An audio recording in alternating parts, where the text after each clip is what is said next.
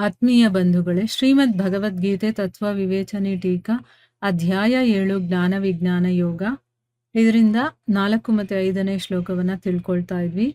ಈ ಶ್ಲೋಕದಲ್ಲಿ ನಾವು ಪೃಥ್ವಿ, ಜಲ, ಅಗ್ನಿ, ವಾಯು, ಆಕಾಶ, ಅದರಿಂದ ನಾವು ಏನನ್ನ ತಿಳ್ಕೋಬೇಕು, ಮನಸ್ಸು, ಬುದ್ಧಿ, ಅಹಂಕಾರದಿಂದ ನಾವು ಏನ್ ತಿಳ್ಕೋಬೇಕು, ಮತ್ತೆ ಈ ಭೇದಗಳನ್ನ, ಅಂದ್ರೆ ಇರೋದು 23 ಅಲ್ವಾ, ಆದ್ರೆ ಇಲ್ಲಿ 8 ಭೇದಗಳು ಅಂತ ಹೇಳಿದಾರಲ್ಲ, ಅದ್ಯಾಕೆ ಅಂತ ತಿಳ್ಕೊಂಡ್ವಿ. ಅಪರ ಪ್ರಕೃತಿ ಅಂತಂದ್ರೆ ಏನು, ಅದನ್ನ ಯಾಕೆ ಅಪರ ಪ್ರಕೃತಿ ಅಂತ ಕರೀತಾರೆ, ಅಥವಾ ಪರ ಪ್ರಕೃತಿ ಅಂತಂದ್ರೆ ಯಾವುದು, ಅಪರ ಪ್ರಕೃತಿ ಅಂತಂದ್ರೆ ಯಾವುದು, ಅದನ್ನು ಕೂಡ ತಿಳ್ಕೊಂಡ್ವಿ. ಮತ್ತೆ ಜೀವರೂಪಿ ಚೇತನ ತತ್ವ ಪುಲ್ಲಿಂಗನ, ಸ್ತ್ರೀಲಿಂಗನ, ನಪುಂಸಕಲಿಂಗನ ಅನ್ನೋದು ಕೂಡ ತಿಳ್ಕೊಂಡ್ವಿ ಅಲ್ವಾ. ಓದ ಭಾಗದಲ್ಲಿ ಅದನ್ನ ನಾವು ತಿಳ್ಕೊಂಡಿದ್ವಿ. ಸ್ತ್ರೀತ್ವನೂ ಅಲ್ಲ, ಪುಂಸ್ತ್ವನೂ ಅಲ್ಲ, ನಪುಂಸಕತ್ವನೂ ಅಲ್ಲ, ಮೂರೂ ಅಲ್ಲ. ಅದನ್ನ ಪುರುಷ ಅಂತ ಕೆಲವೊಂದ್ ಕಡೆ ಕರೀತಾರೆ, ಕ್ಷೇತ್ರಜ್ಞ ಅಂತ ಕೆಲವೊಂದ್ ಕಡೆ ಕರೆದ್ರೆ, ಆಧ್ಯಾತ್ಮ ಅಂತ ಇನ್ನು ಕೆಲವು ಕಡೆ ಕರೆದ್ರೆ, ಇಲ್ಲಿ ಪರಾಪ್ರಕೃತಿ ಅಂತ ಹೇಳಿದ್ದಾರೆ ಅಂತ ಕೂಡ ತಿಳ್ಕೊಂಡ್ವಿ. ಈಗ ಪ್ರಶ್ನೆ ಏನು ಅಂತಂದ್ರೆ, ಇಲ್ಲಿ ಜಗತ್ತನ್ನುವಂತ ಶಬ್ದ ಯಾವುದರ ವಾಚಕವಾಗಿದೆ, ಮತ್ತೆ ಅದು ಜೀವರೂಪಿ ಪರಾಪ್ರಕೃತಿಯ ಮೂಲಕ ಧಾರಣೆ ಮಾಡಲ್ಪಡುತ್ತೆ ಅಂತ ಯಾಕೆ ಹೇಳಿದ್ದಾರೆ ಅಂತ ಇಲ್ಲಿ ಕೇಳ್ತಾ ಇದ್ದಾರೆ. ಅಂದ್ರೆ ಈ ಜಗತ್ತು ಅನ್ನುವಂಥದ್ದು ಯಾವುದ್ರ ಬಗ್ಗೆ ಹೇಳ್ತಾ ಇರೋದು, ಈ ಜೀವರೂಪಿ ಪರಾಪ್ರಕೃತಿಯ ಮೂಲಕ ಧಾರಣೆ ಮಾಡಲ್ಪಡುತ್ತೆ, ಅದು ಧಾರಿಸ್ಕೊಂಡಿರುತ್ತೆ ಅಂತ ಹೇಳಿದಾರಲ್ಲ, ಅದು ಯಾಕೆ ಹೇಳಿದ್ದಾರೆ, ಯಾವ ರೀತಿ ನಾವು ಅರ್ಥ ಮಾಡ್ಕೋಬೇಕು ಅಂತ ಪ್ರಶ್ನೆ ಮಾಡಿದ್ದಾರೆ. ಉತ್ತರ ಏನು ಅಂತಂದ್ರೆ, ಸಮಸ್ತ ಜೀವಿಗಳ ಶರೀರ, ಇಂದ್ರಿಯಗಳು, ಪ್ರಾಣ, ಮತ್ತೆ ಭೋಗ್ಯ ವಸ್ತುಗಳು, ಮತ್ತೆ ಭೋಗಸ್ಥಾನಮಯ, ಈ ಸಂಪೂರ್ಣ ವ್ಯಕ್ತ ಪ್ರಕೃತಿಯ ಹೆಸರು ಜಗತ್ತು.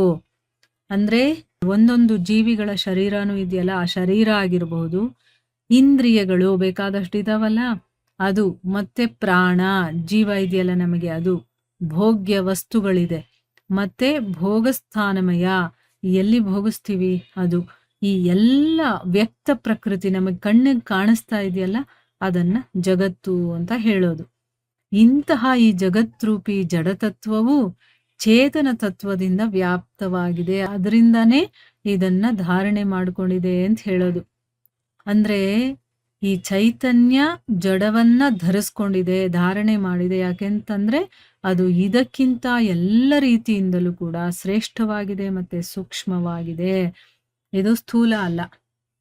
ಸ್ಥೂಲ ಅಂತಂದ್ರೇನೆ ಜಡ ಅಂತಂದ್ರೆ ಈ ಒಂದು ಅಪರ ಪ್ರಕೃತಿ ಅಂತ ತಿಳ್ಕೊಬೇಕು. ಕಾಣಿಸುತ್ತಲ್ಲ ನಮ್ಮ ಕಣ್ಣಿಗೆ, ಆ ಪ್ರಕೃತಿ ಅಂತ ತಿಳ್ಕೊಬೇಕು.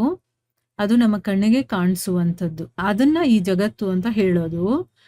ಆದ್ರೆ ಈ ಒಂದು ಜಡ ಇದೆಯಲ್ಲ, ಅದು ಚೇತನ ತತ್ವದಿಂದ ವ್ಯಾಪ್ತವಾಗಿದೆ. ಚೇತನ ತತ್ವ ಇಲ್ಲಿ ವ್ಯಾಪ್ತವಾಗಿರೋದ್ರಿಂದಾನೇ ಅದು ಇಲ್ಲಿ ಇರುವಂಥದ್ದು, ಇಲ್ಲ ಅಂದ್ರೆ ಅದು ಇರೋದಕ್ಕೆ ಸಾಧ್ಯ ಇಲ್ಲ. ಅದನ್ನ ಧಾರಣೆ ಮಾಡ್ಕೊಂಡಿದೆ. ಒಂದು ಎಕ್ಸಾಂಪಲ್ ನೋಡಿ, ಈಗ ನನ್ನ ಶರೀರ ಇದೆ, ಈ ಶರೀರದಲ್ಲಿ ಇಂದ್ರಿಯಗಳಿದೆ, ಸೂಕ್ಷ್ಮ ಇಂದ್ರಿಯಗಳಿದೆ, ಅಂತಃಕರಣಗಳಿದೆ, ಎಲ್ಲ ಇದೆ, ಭೋಗಿಸ್ತೀವಿ, ಅನುಭವಿಸ್ತೀವಿ, ಎಲ್ಲ ಮಾಡ್ತೀವಿ. ಆದ್ರೆ ಅದರಲ್ಲಿರುವಂತಹ ಆ ಚೈತನ್ಯ ಅನ್ನೋದು ಹೊರಗಡೆ ಬಂತು ಅಂತ ಇಟ್ಕೊಳ್ಳಿ, ಆವಾಗ ಏನಾಯ್ತು, ಈ ಶರೀರ ಒಂದು ಸ್ವಲ್ಪ ಹೊತ್ತಿರುತ್ತಷ್ಟೇ, ಆಮೇಲೆ ಅದು ಕೊಳೆಯೋದಕ್ಕೆ ಶುರುವಾಗತ್ತೆ, ನಾಶ ಆಗೋದಕ್ಕೆ ಶುರುವಾಗತ್ತೆ. ಆ ಚೈತನ್ಯ ಇದ್ದ ಕಾರಣದಿಂದ ಅದಿತ್ತು. ಆ ಚೈತನ್ಯ ಈ ಶರೀರದಲ್ಲೆಲ್ಲ ವ್ಯಾಪ್ತವಾಗಿತ್ತು, ಅದು ಇದನ್ನ ಧರಿಸ್ಕೊಂಡಿತ್ತು, ಅದರಿಂದ ಅದಿತ್ತು ಹೊರತು ಅದು ಏನಾದ್ರೂ ಹೊರಗಡೆ ಬಂತು ಅಂತಂದ್ರೆ ಈ ಶರೀರ ನಾಶ. ಅದೇ ರೀತಿ ಇಡೀ ಜಗತ್ತು ಕೂಡ ಚೈತನ್ಯದಿಂದ ಕೂಡಿದೆ, ಅದು ಇದನ್ನ ಧರಿಸ್ಕೊಂಡಿದೆ. ಅದೇನಾದ್ರೂ ಬಿಡ್ತು ಅಂತಂದ್ರೆ ಇಡೀ ಜಗತ್ತು ಇಲ್ಲ. ಅದಕ್ಕೆ ಅದನ್ನ ಜಡ ಅಂತ ಕರೀತಾರೆ. ಅಂದ್ರೆ ಅದು ವ್ಯಾಪ್ತವಾಗಿದೆ, ಅದನ್ನ ಧಾರಣೆ ಮಾಡ್ಕೊಂಡಿದೆ, ಅದಕ್ಕೆ ಇದು ಸೂಕ್ಷ್ಮವಾಗಿರುತ್ತೆ, ಮತ್ತೆ ಜಡಕ್ಕಿಂತ ಇದು ಶ್ರೇಷ್ಠವಾಗಿರುವಂಥದ್ದು. ಚೇತನದ ಸಂಯೋಗ ಇಲ್ಲದೆ ಈ ಜಗತ್ತಿನ ಉತ್ಪತ್ತಿ ಆಗಿರ್ಬೋದು, ವಿಕಾಸ ಆಗಿರ್ಬೋದು, ಮತ್ತೆ ಧರಿಸ್ಕೊಂಡಿರೋದು ಕೂಡ ಸಂಭವನೇ ಇಲ್ಲ. ಅದಕ್ಕೋಸ್ಕರನೇ ಈ ರೀತಿ ಹೇಳಿರೋದು. ಚೈತನ್ಯ ಇದ್ರೆ ಮಾತ್ರ ಈ ಜಗತ್ತು, ಇಲ್ಲ ಅಂತಂದ್ರೆ ಈ ಜಗತ್ತು ಇಲ್ಲ. ಆ ಚೈತನ್ಯ ಶಕ್ತಿ ಎಲ್ಲಾ ಕಡೆ ವ್ಯಾಪಿಸ್ಕೊಂಡು ಅದನ್ನ ಧರಿಸ್ಕೊಂಡಿದೆ, ಅದರಿಂದ ಈ ಜಗತ್ತಿದೆ. ಇಲ್ಲ ಅಂತಂದ್ರೆ ಇಲ್ಲ. ಒಂದು ಕ್ಷಣ ಯೋಚನೆ ಮಾಡಿ ಎಷ್ಟೊಂದು ಗ್ರಹಗಳು ತಮ್ಮ ಪಥದಲ್ಲೇ ಸುತ್ತುತ್ತಾ ಇದೆ, ತಿರುಗ್ತಾ ಇದೆ ಅಂತ ನಾವು ಕೇಳಿದೀವಿ. ಆ ಚೈತನ್ಯ ಶಕ್ತಿ ಅದನ್ನ ಒಂದೇ ಪಥದಲ್ಲಿ ಅದು ತಿರುಗೋ ಹಾಗಿದೆ. ಒಂದ್ ಸ್ವಲ್ಪ ಹೆಚ್ಚು ಕಡಿಮೆ ಆದ್ರೂ ಕೂಡ ಅಲ್ಲೋಲ ಕಲ್ಲೋಲನೇ ಆಗ್ಬಿಡುತ್ತೆ. ಆದ್ರೆ ಅದೇ ರೀತಿ ಅದನ್ನ ಧರಿಸ್ಕೊಂಡಿದೆ ಅದು. ಅದ್ರಿಂದ ಅವಿದೆ. ಇಲ್ಲ ಅಂತಂದ್ರೆ ಅವೆಲ್ಲವೂ ಕೂಡ ನಾಶ ಆಗುತ್ತಲ್ಲ. ಅದನ್ನ ಇಲ್ಲಿ ಹೇಳ್ತಾ ಇರೋದು. ಸೊ ನಾವು ನಮ್ಮ ಶರೀರದ ಒಂದು ಎಕ್ಸಾಂಪಲ್ ಅನ್ನ ತಗೊಂಡಾಗ ನಮಗದಿನ್ನೂ ಚೆನ್ನಾಗಿ ಅರ್ಥ ಆಗುತ್ತೆ. ಸೊ ಇಲ್ಲಿಗೆ ನಾವು ನಿಲ್ಸೋಣ. ಹರೇ ಕೃಷ್ಣ.